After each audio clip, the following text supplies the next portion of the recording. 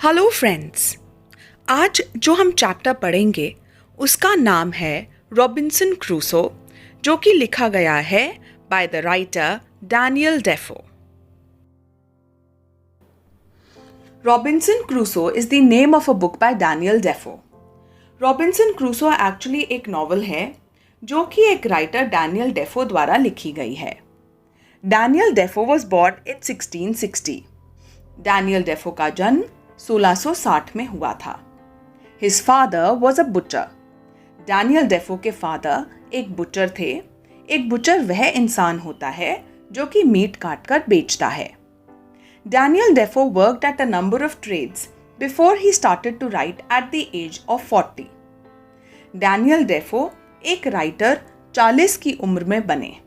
उससे पहले उन्होंने तरह तरह के काम करने की कोशिश की थी। Daniel Defoe worked at a number of trades का मतलब होता है कि डैनियल डेफो ने तरह तरह के काम, तरह तरह के प्रोफेशंस को परस्यू करने की कोशिश की थी। He wrote poems and occasionally wrote criticisms of the government.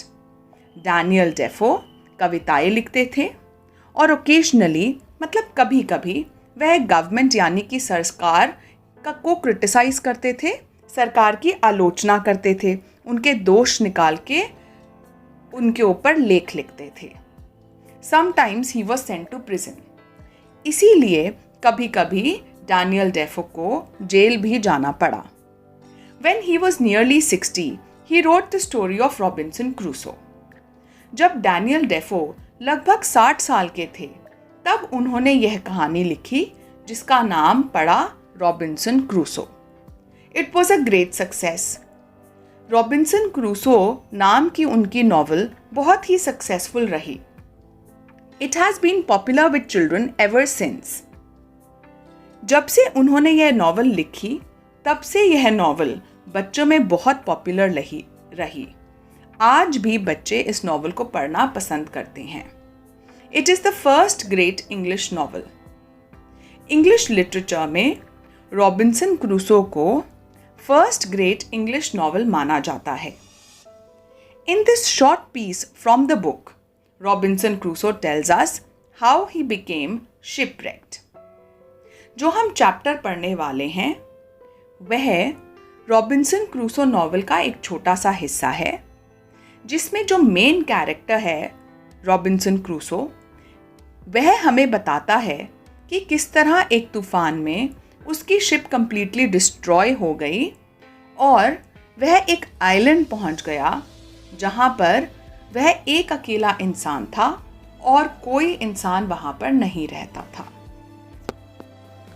अगर किसी तूफान या एक्सीडेंट के कारण आपका जहाज, आपकी शिप कंप्लीटली तबाह हो जाए तो फिर हम कहेंगे कि you were शिपरेक्ड।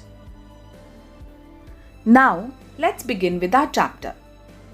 We started off on our voyage in good weather, although it was very hot.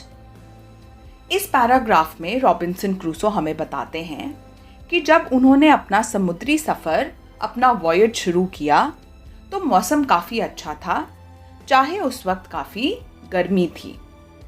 After about 12 days, however, a violent tornado came from the north. पर लगभग 12 दिन के बाद उनके जहाज को एक बहुत ही खतरनाक तूफान का सामना करना पड़ा जो कि नॉर्थ डायरेक्शन से आया था। The waves rose high, the skies were black and the wind howled through the sales.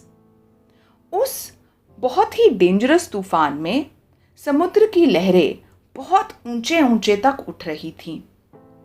आसमान में इतने बादल थे कि आसमान काला लग रहा था और विंड यानी कि हवा बहुत ही ज़ोरों से चल रही थी, जिसके कारण काफ़ी शोर हो रहा था। जब हम कहते हैं कि द विंड वॉज हाउलिंग, इसका मतलब होता है कि विंड बहुत ही ज़ोरों से बह रही थी, जिसके कारण बहुत ही डिस्टर्बिंग नॉइज़ सुनाई दे रहा था। 2 members of the crew were washed overboard. इस तूफान में रॉबिन्सन क्रूसो के शिप के 2 नाविक समुद्र के अंदर गिर गए। And after a day or two the ship began to leak. 1-2 दिन के बाद उनकी शिप भी इतनी डैमेज हो गई तूफान के कारण कि शिप के अंदर, जहाज के अंदर पानी भरने लगा। We changed our course and drove out of the hurricane.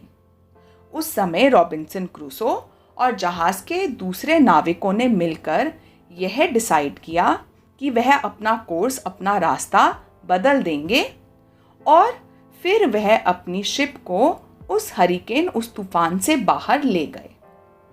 But the next day a second terrible storm attacked us. पर उनकी किस्मत अच्छी नहीं थी, क्योंकि अगले ही दिन उनको एक दूसरे बहुत ही खतरनाक तूफान का सामना करना पड़ा। Before we proceed further, let's look at the phrase the wind howled through the sales.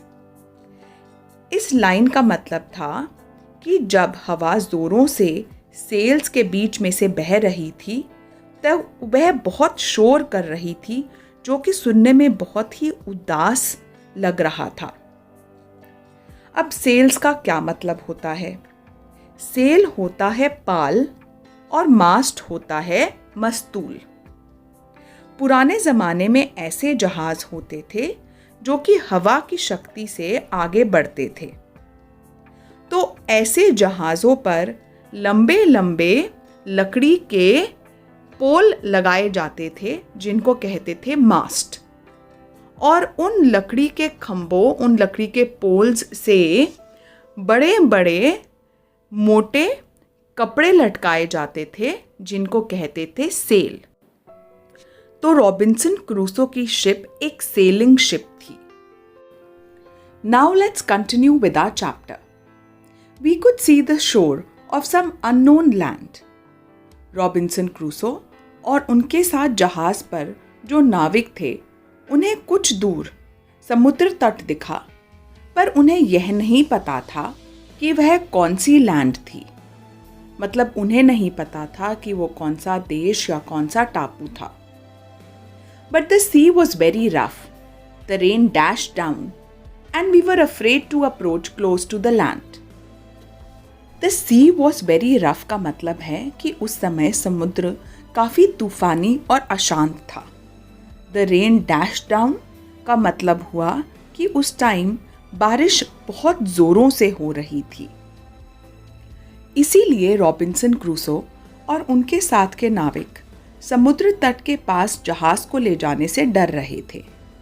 अगर उस वक्त वो जहाज़ को समुद्र तट के पास ले जाने की कोशिश करते तो भारी बारिश और समुद्र में बड़ी बड़ी लहरों के कारण जहाज़ समुद्र तट के पास की चट्टानों से टकरा कर डूब सकता था और उसके साथ फिर रॉबिन्सन क्रूसो और वे नाविक भी डूब जाते।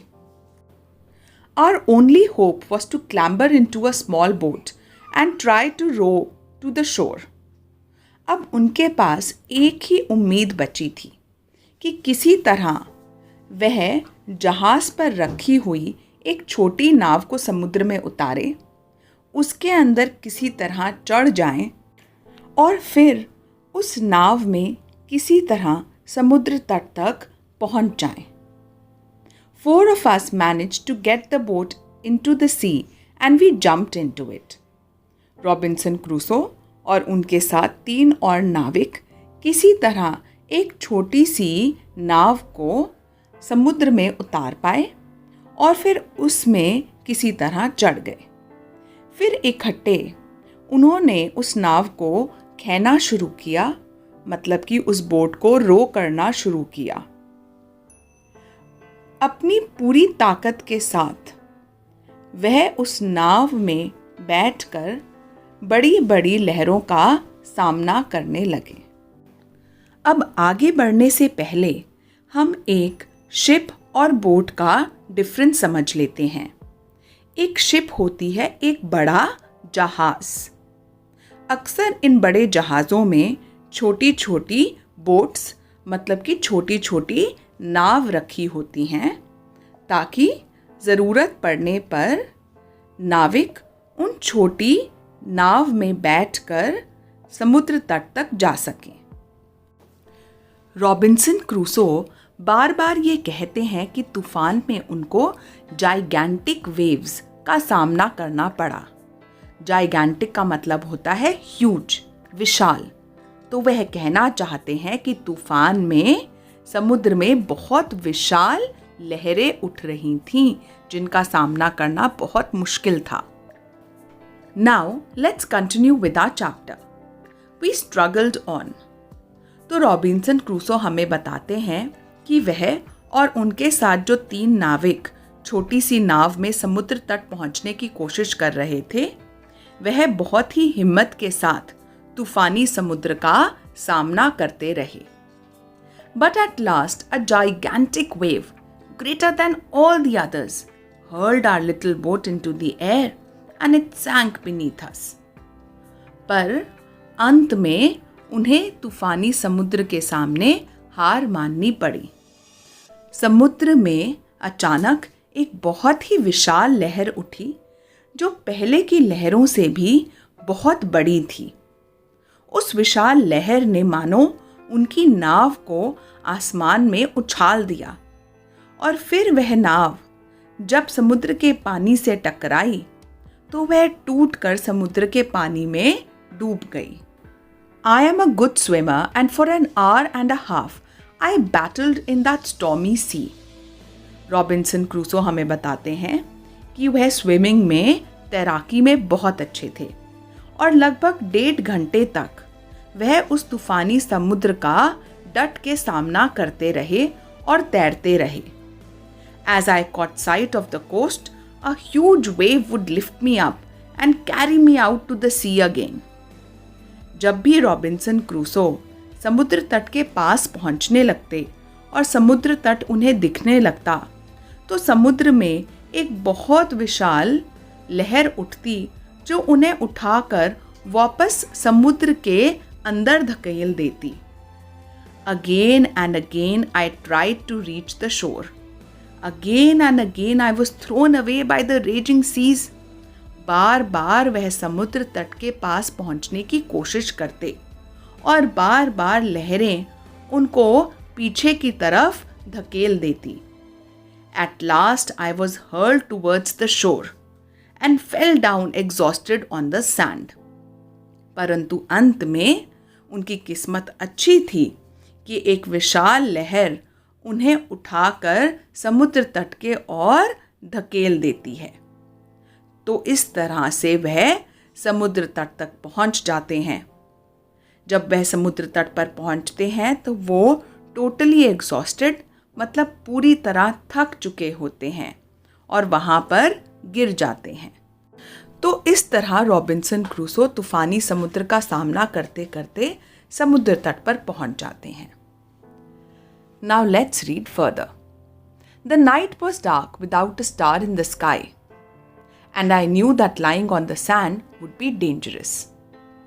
वह रात बिल्कुल काली थी और आसमान में एक भी तारा चमकता हुआ नहीं दिख रहा था। रॉबिन्सन क्रूसो यह समझते थे कि अगर वह समुद्र तट पर लेटे रहते तो वह उनके लिए काफ़ी खतरनाक साबित हो सकता था, क्योंकि कोई बड़ी लहर उठाकर उनको वापस समुद्र के अंदर भी खींच सकती थी। I crawled away from the sea as fast as I could and came to some bushes and trees. इसीलिए रॉबिन्सन क्रूसो रेंगते हुए समुद्र तट से दूर कुछ पेड़ और झाड़ियों के बीच में पहुंच गए। I didn't know what wild animals there would be in the forest, so I climbed up one of the trees and made myself comfortable between 2 great branches. अब रॉबिन्सन क्रूसो को नहीं पता था कि वहाँ उस जंगल में किस तरह के जंगली जानवर थे। इसीलिए अपने आप को सेफ रखने के लिए वह एक पेड़ पर चढ़ गए और उस पेड़ की 2 बड़ी टहनियों के बीच में आराम से सो गए। There I slept the night as well as I could. उस पेड़ के ऊपर रॉबिन्सन क्रूसो ने सोकर अपनी रात बिताई।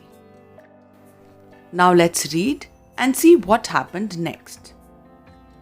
In the morning, I looked out across the sea, and there was our ship, a quarter of a mile away from the shore.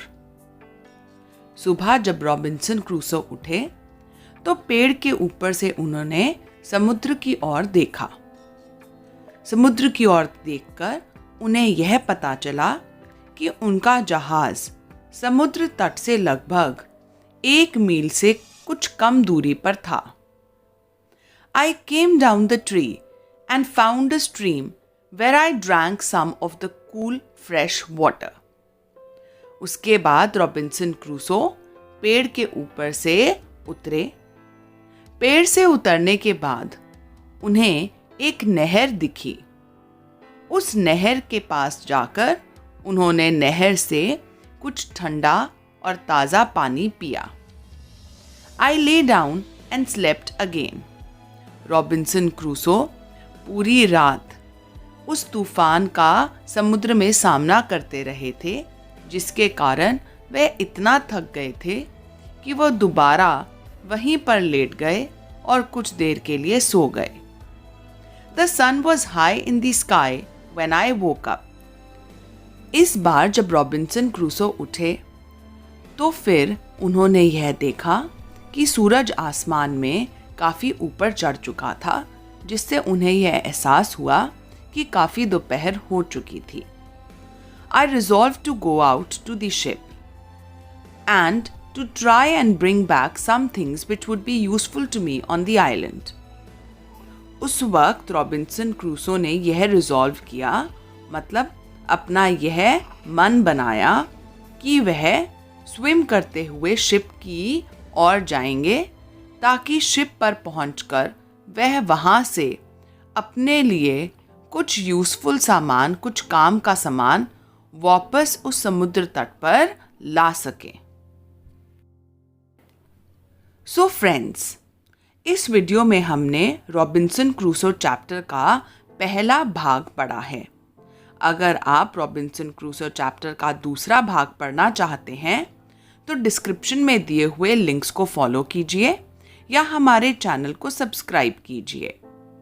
आपको लिंक्स में रॉबिन्सन क्रूसो चैप्टर का एक्सप्लेनेशन इंग्लिश में भी मिल जाएगा और उसके क्वेश्चन आंसर्स का video भी मिल जाएगा। आई होप कि इस वीडियो से आपको ये चैप्टर समझने में आसानी हुई है, and I do hope that all of you subscribe to our channel.